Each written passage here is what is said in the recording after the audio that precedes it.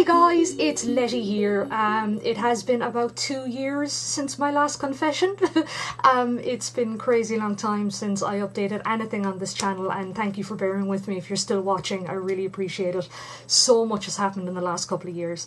The last update that I did, I was saying about how well I was doing. I was doing really, really good, and that my doctors wanted to wean me off all of the medication and everything if I had continued a full year without any complications. Unfortunately, even though I'd done the update and everything was going great in April 2012, shortly afterwards I got downtrodden again, ended up getting very, very sick, really, really potsy, and a whole load of different things happened where I ended up in and out of hospital in an awful lot of pain, very, very ill, basically going back to stage 1. So unfortunately I haven't been weaned off any of the medication that I was put on in 2011 when I got my diagnosis first, and I continue to take up to, I think it's between 18 and 22 tablets a day depending on the day that's in it. My condition at the moment has changed in the sense that I not only have POTS anymore, but I have now a confirmed diagnosis of Ehlers-Danlos syndrome as well. I ended up going to London there 2 months ago in August, and I met Professor Rodney Graham, who's an absolute gentleman, but I'm going to do a separate video about that, and I'll link it down below once that video is done as well, because there's a long story in that in itself. But basically, since the last update, I haven't progressed very much. I've gotten sicker. I've ended up in a wheelchair because of the EDS, so I'm full-time in a wheelchair now.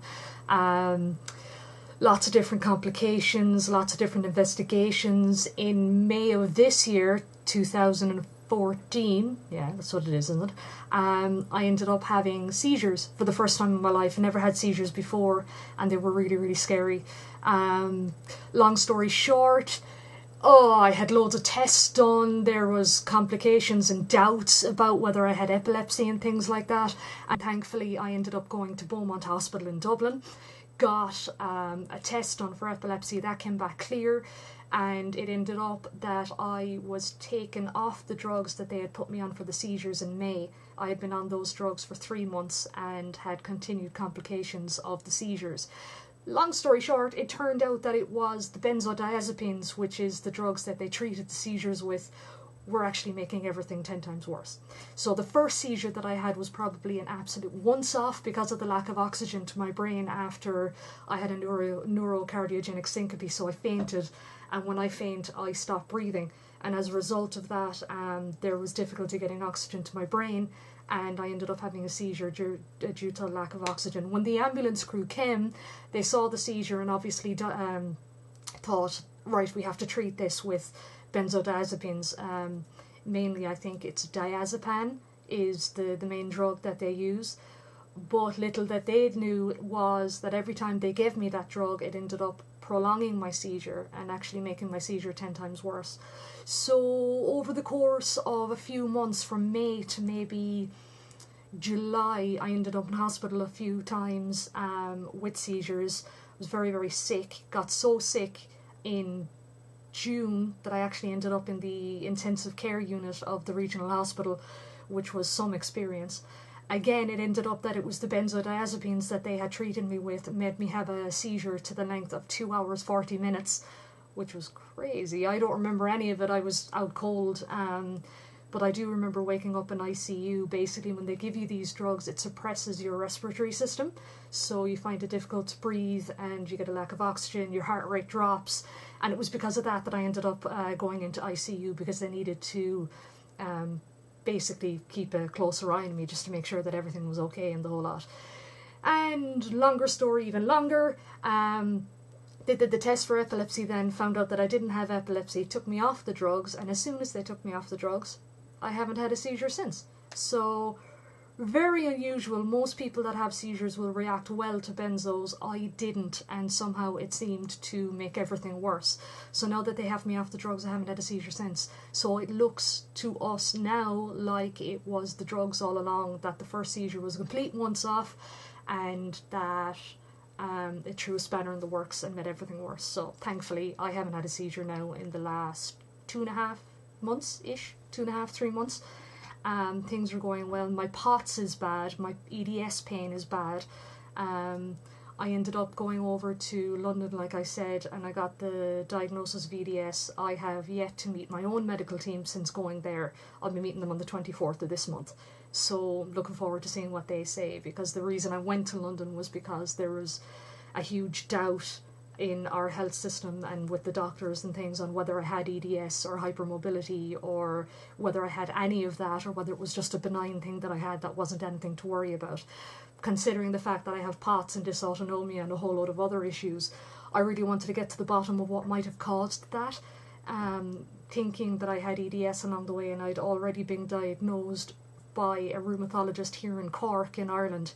But my own doctors seemed to have a bit of an issue with believing that diagnosis. So went over to London, got the confirmation, so here we are now. It's now November. I'll be seeing my own team on the 24th of this month. Interested to see what they say. They have been given a guideline of how to treat me, basically, by the professor in England. So hopefully they will follow the guidelines that he's set out. And if he does, I can continue to get treatment here, but I've got a lot of gastric issues and some other issues that need to be investigated, and I probably need to go back to London again in the new year for treatment of that and for further diagnostics and things like that. So all up in the air, but the main change in the last couple of years is the fact that I've ended up in a wheelchair. So I'm now actually in a wheelchair a year and 2 months. I got so well back in 2013. In the summer I actually ended up getting a job, and I absolutely loved the job. Everything was fantastic, but I couldn't continue it, unfortunately, because I ended up getting very, very sick. My hips went and I ended up having severe pain, couldn't concentrate on work. I was taking phone calls and taking computer information while hacking my lungs up into a bucket, so it wasn't very feasible to keep that job up, and I was advised by the doctors to stop. So transferring into the wheelchair was the biggest setback for me.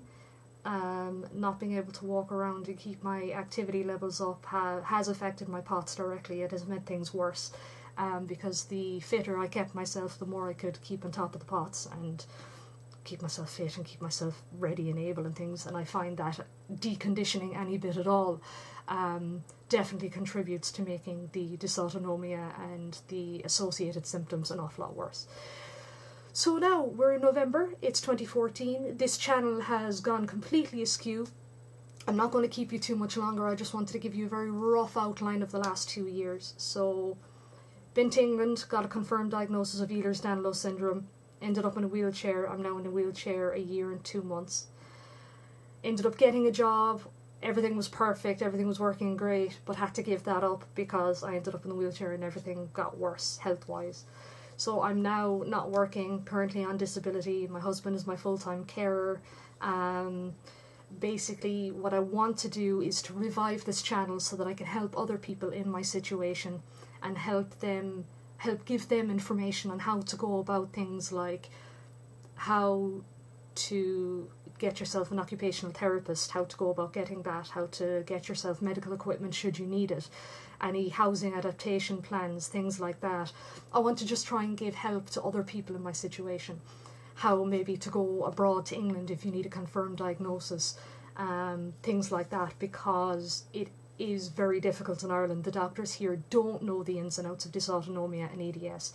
They have a big reluctance to believe in the diagnosis of Ehlers-Danlos syndrome. They basically label it as benign hypermobility syndrome, and anybody who has this condition knows that there's nothing benign about it.